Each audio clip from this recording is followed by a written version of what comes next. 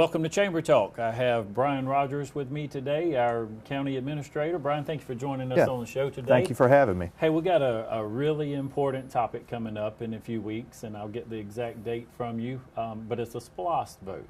That's correct. And so we're going to talk about that on the program in just a few minutes today. But before we get into the actual SPLOST and what it means and when we vote, there's a current SPLOST that has not quite run out yet. That's correct. Talk to me a little bit about the things, the last time the voters approved this, where has that money been spent, and what are some of the projects and things that people may be even able to look around and see some results of those efforts? Okay, yeah, I'm glad you brought that up because first thing we want to make sure people understand that this is not a new tax or anything else with the upcoming vote. This is just to continue the existing sales tax that we have in place right now. Mm-hmm. And as you said, we're currently in a SPLOST that we have ongoing right now that was voted on back in 2012. You know, we have done a lot of great things with that. One thing that a lot of people see and will benefit for many years to come will, I think, the improvements we've made to our economic development recruitment process. We were able to, you know, purchase land, do other things to incentivize companies to be able to come here to Lawrence County that we would not have been able to do had we not had the SPLOST through. And so a large amount of the current SPLOST has gone to economic development. Okay. And we all know that economic development is the lifeblood of our community. Without jobs, our people can't continue to work here. They'll move away. We won't have the shops, the restaurants that we enjoy, that we're so fortunate to have here in our community.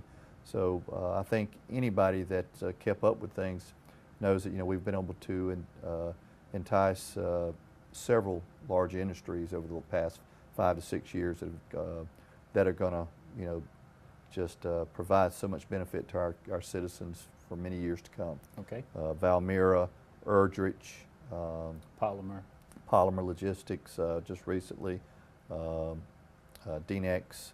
So there's just been a lot of good things. So also a lot of visible things in the community that we do. We have built approximately 4 new fire stations. I think it's 4 that we put together. Our rural firemen, our paid firemen, they do such a great job for us in our community. And we have to rely on them so much because we are such a large geographic area. Mm-hmm. It's not like some of the majority of the 159 counties in Georgia are a lot smaller geographic areas, right, where Lawrence County is huge. And we are, what, third or fourth largest in the state, I think? Third, I believe. And then you throw in the fact that we have a large geographic feature being the river with very limited crossings. That makes it even more important for us to provide the equipment and things that our firemen, our public safety personnel, EMS, law enforcement, that they need to be able to do the service that they're trained to do, and they all do it very well. Mm-hmm. A lot of that reason we're able to accomplish those things are because of our SPLOST. Like I said, we built the fire stations. We've purchased about, I want to say, 6 fire engines and we're still in the process of replacing our fleet, replacing our fleet. Every year we purchase all our deputy vehicles for our sheriff out of there, our EMS vehicles. Is there road, bridge, infrastructure type? Yeah, some of that come out of this SPLOST? Yeah, that's as well? there. You know, a lot of people are seeing the benefits of a lot of the resurfacing projects and paving projects. You know, we have 1,178 miles of roads that are county maintained in Lawrence County, 1,178 miles.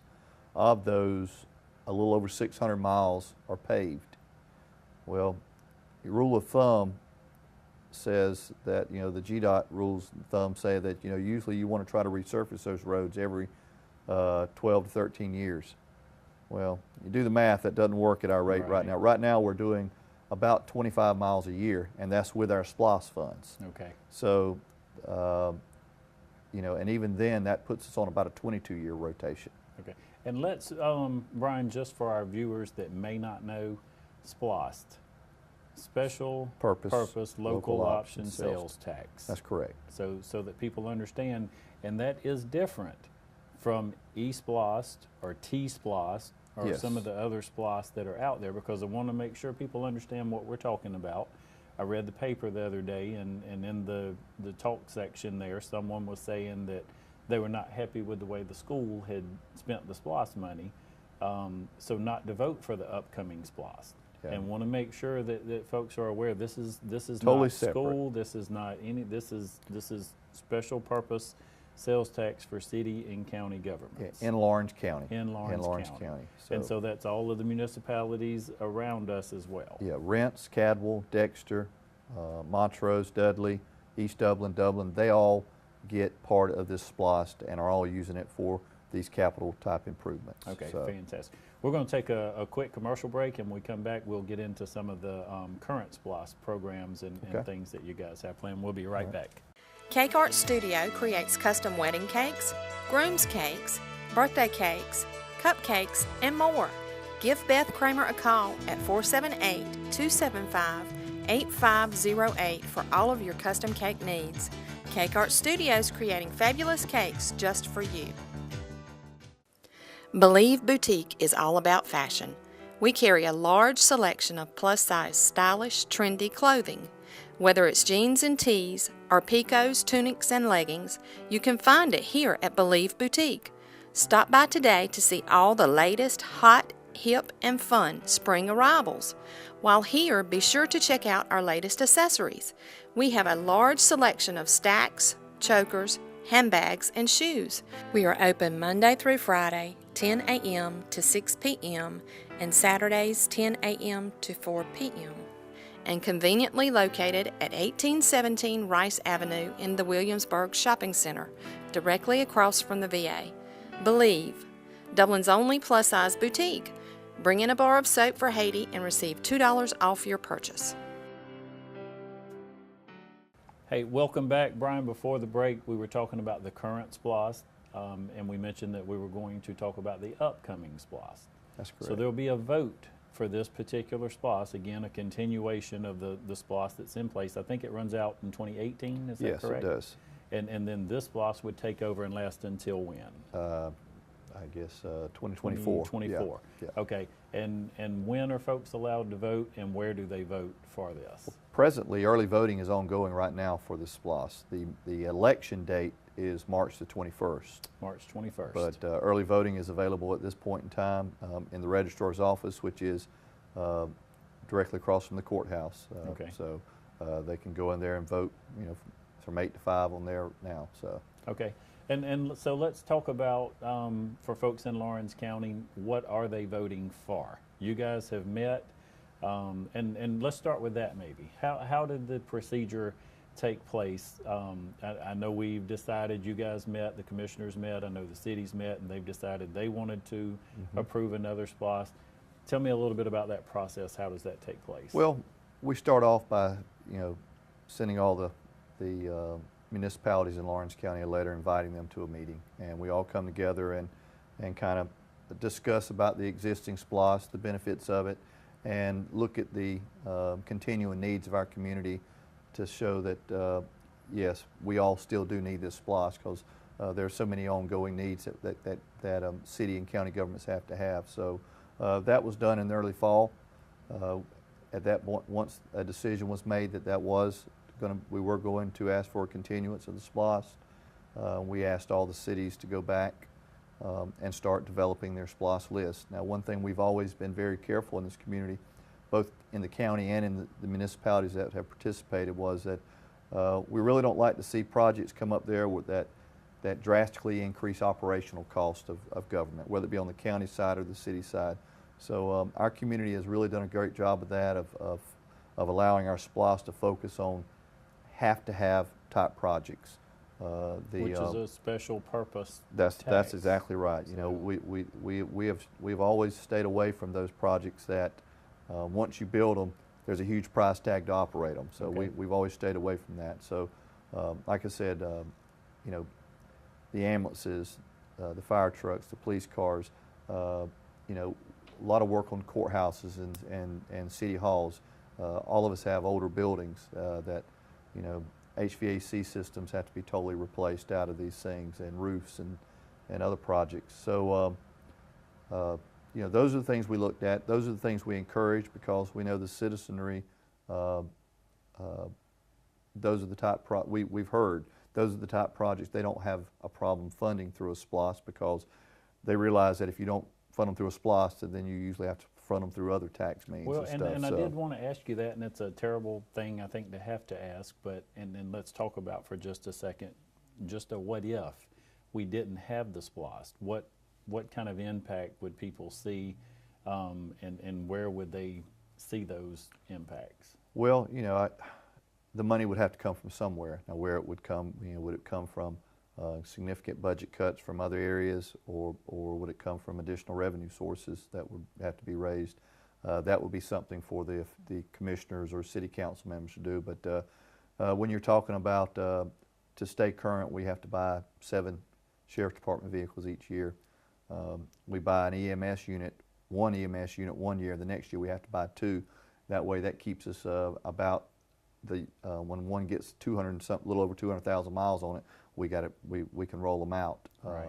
You know, you don't want your public safety vehicles that are always running at a high rate of speed to get 200,000 and 300,000 miles on their chassis, because Yeah, it just I doesn't make certainly don't want to be exactly. in that. So those are the type of things that have to be done. You know, when you have buildings that get 20 and 25 years old, guess what? Roofs have to be replaced. Now, one thing we did just complete with the current SPLOST that was a great thing, we totally redid the HVAC system in the courthouse, tore all the units out. You know, they were all 18 to 20 years old, and, you know, totally replaced those. So, you know, there's always those things you've got to have, whether you want to or not, you've got to deal with those issues. Right. That goes along with roads and bridges. You know, this current SPLOST we're under right now, we partnered with our T-SPLOST and replaced the bridges on Walt Dairy Road. That was a joint TIA and SPLOST. Springhaven, right there at West Lawrence High School, that road was widened and resurfaced, and we tore the bridge out and put a new bridge in that one. These are bridges that have been in place for 60, 70 years, and Right. their useful life has really, you know, it's challenged. Right. I'd Well, say the and least. a good thing is we've got a lot of increased traffic in Lawrence County. That is definitely the case. But when you look at a lot of these drainage structures that will continue to have to be replaced, they were built back when vehicles were so much smaller. Mm-hmm. You know, I was amazed at when you really start looking at the typical section of our new bridges, when they're 34 foot wide, and these old bridges were 21 and 22 foot wide. Mm-hmm. And then you have to pass a school bus or a big truck or something like that on it, 2 vehicles passing. It'll kind of make you pucker up a little bit there. So we're doing a lot of great things with that. We're going to continue to do that. Things that we have to do one way or the other. We have to do those with this next upcoming SPLOST. Okay, and so some specifics. Let's talk about a few specifics that the new SPLOST, if we extend this, what types of projects would we be looking at? A lot of resurfacing projects. A lot of resurfacing projects. We have probably 25 miles a year of resurfacing slated over the next 6 years that we'll do. So by the time that SPLOST's up, you know, we hope to have over depending on costs and stuff like that coming in, but we hope to have approximately 100 miles of resurfacing completed at the completion of this new SPLOST. Okay. We do have some paving projects on there that we hope to be able to get rid of some of the high maintenance roads that really require a lot of time and attention due to the amount of traffic, school bus routes and things of that nature. We've got several bridges identified for upgrades to those. So that stuff will continue on. In the public safety arena, our jail down there is getting pretty old in the tooth in a lot of stuff. I think it was built in the early 90s, and so there's a lot of upgrades down there that we're going to be looking at doing. A lot in the kitchen. It's also time to replace a lot of the HVAC units at the jail. When you start getting, you know, 16 and 17-year-old HVAC units that run constantly, especially down here in the South with high humidity and heat, your repair and maintenance bills start, really creeping up on you until you get to the catastrophic failure part. And you really don't want to wait till you get to that time frame. You want to be able to come in with a project all at one time, especially when all the units are about the same age, and totally change them all out at one time. So those type things are slated for our jail. We've also got some plans to build another fire station. So we're working on that. Okay. So. Let me ask you, and I know you didn't get to plan ahead or prepare for questions today. At the chamber, I get a lot of conversation there, a lot of folks, young folks, even older folks sometimes, that feel like, we just don't have a whole lot to do. Mm-hmm. And that's just one of those questions that you hear often. I've had people call that, and one of the big calls we get at the chamber is senior care and senior activities and things like that. But then the flip side is attraction and retention of young folks. Mm-hmm. Anything that you can think of in there that we're looking for, maybe any new development or any monies that are put toward those types of efforts? There are some monies going towards our senior center. As a matter of fact, we are actually doing a project at our senior center right now with the existing SPLOST. Mm-hmm. We're actually redoing the parking area down there at our senior centers off Nathaniel Drive, and that's being, I'm hoping that's going to be completed next week. Okay. So, and I know they're looking forward to that. And then we're looking to go in there and do some serious renovations at our senior center. Now, as far as, you talk about the things for the young people and stuff, I don't know that we have any project specifically slated for, just to entertainment type person, right. Entertainment type things. There again, we would love to be able to fund those type things and do something, but unfortunately, there's not enough money to address all the needs we have versus going and trying to actually start adding things that you would just love to have from at wants, I guess is what you'd call them. On the county side, let me say that, Okay. on I know the cities are looking at some of the river walks and stuff like that, but even their main focus is things that they've got to have that's got to be completed. And I know that was one of the big things the commissioners came up with. Said, guys, they asked myself and staff to come up with, all right, what all do we have to accomplish over the next 6 to 8 years? Those things that you're going to be spending money on. When we listed all those things out, guess what? There wasn't anything else left over, right. Coming out of our part. Especially when we are going to continue to put a large portion of the SPLOST into economic development again, this upcoming one. So it just as it did this current one, the future SPLOST, if it passes, economic development will get a large part of it. Because we want to continue. We don't want to take the foot off the accelerator. Right now we kind of feel like we're on a roll. If you stop it, you kind of start backing up. So we feel like we're on a roll right now, so we're going to continue that standpoint. So I know that may not seem like a lot for the younger people, but what we're going to, I guess my whole point of saying that is we feel like the best thing we can do for our younger generation is find them some jobs here in Lawrence County so they don't have to move away. Fantastic. Hey, Bryan, we're going to take one more quick break, and we'll come back and wrap things up. Hi everyone, this is Hannah, and I'm inviting all of you to come see my mom, Dawn, and me at the Freckle Frog because we're hopping again. I just want to let all of you know that we have so many new arrivals coming in daily, including clothes and jewelry like what you see that I have on, home decor, tons of it, and so cute. And I can't forget all of our St. Patrick's arrivals that are coming, including green fun blazers to keep you festive during the season, as well as dresses, jewelry, and pocketbooks. So come on by and see us and get your green so that you don't get pinched during this St. Patrick's Festival season. Come see us Monday through Saturday, 10 a.m. to 6 p.m. at our location, 2378 Highway 80 West, Dublin, Georgia, right across from Walmart. See you soon!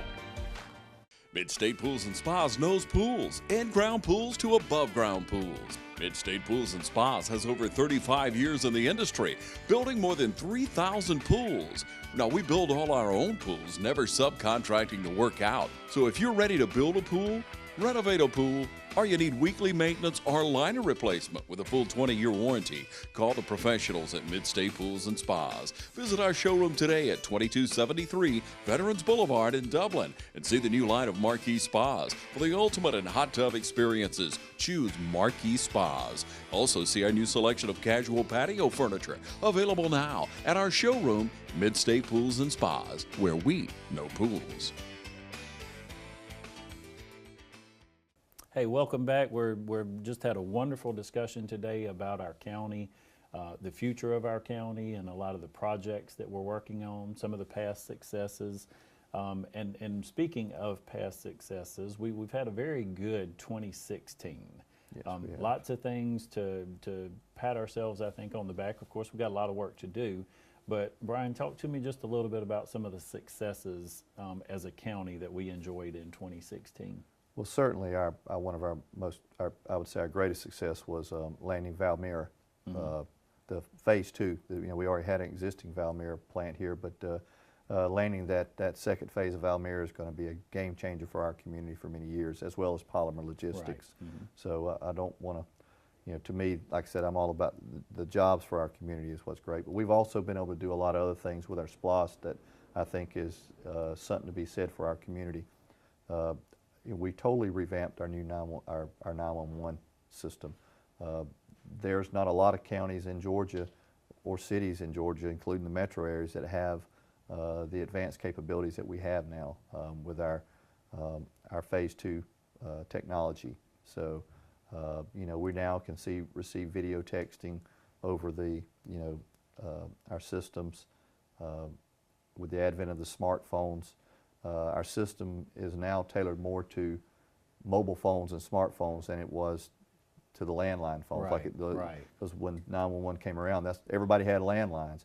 If you took a poll now, probably over half the households don't have landlines anymore. So our new system is set up for that mobile device to be able to someone pick up, for us to find you immediately, for us to be able to receive text or receive video conferencing and things of that nature. And a lot of other advanced features that we can provide that person in an emergency situation until responders get there. Certainly. So I think that something to be proud of. that is something very much to be proud of. That's something our citizens have always said. Economic development and public safety are the two things that they always bring up. When I say public safety, I'm not talking about law enforcement. I'm talking about they wanted to continue to upgrade our EMS with the latest, greatest equipment.